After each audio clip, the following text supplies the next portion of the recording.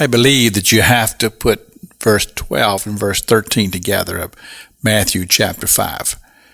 Verse number 12 talks about rejoicing even at times when you are persecuted. And he talked about even the prophets received persecution. But then you tie verse 13 in with that ye are the salt of the earth. And so the concept that a Christian believer who is willing to stand for his faith, even in the midst of persecution, though times may be hard, there may be times when you are challenged in your faith, but you stand firm. Ye are the salt of the earth. And I love the concept, but then he takes it even further. He says, the salt of the earth is a powerful thing, but if the salt has lost its savor, then he says it's no good. And here's the thing about salt that's lost its savor. It looks just like salt that does have its savor. And you won't tell the difference by just viewing it. It's when it's put into practice.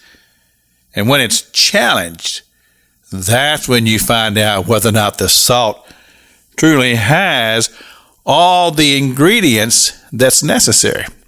And so to say this, that until our faith is challenged, sometimes it's difficult to know exactly how we will stand in the times of persecution. There have been many times in history when Christian people have been challenged for their faith.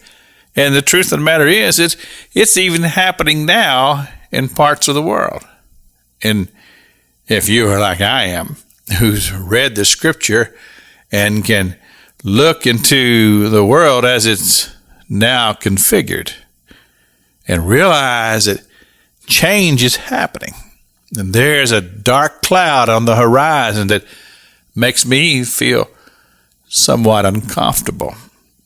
And I realize that's very, very possible that in the near future, we may be challenged for our faith.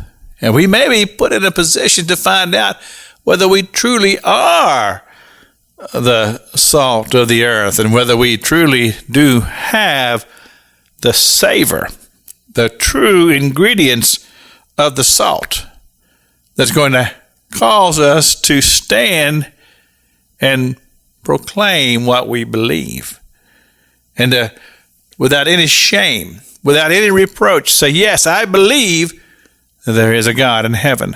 I believe that he sent his son Jesus Christ to die on the cross for my sins. I believe that he is returning for the church. And to be able to stand and proclaim that without any reservation. Yes, that's right.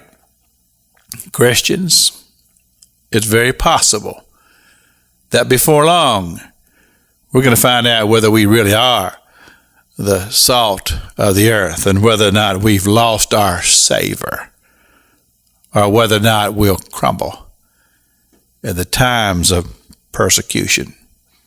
This is Pastor Jack King with the gospel on the radio broadcast.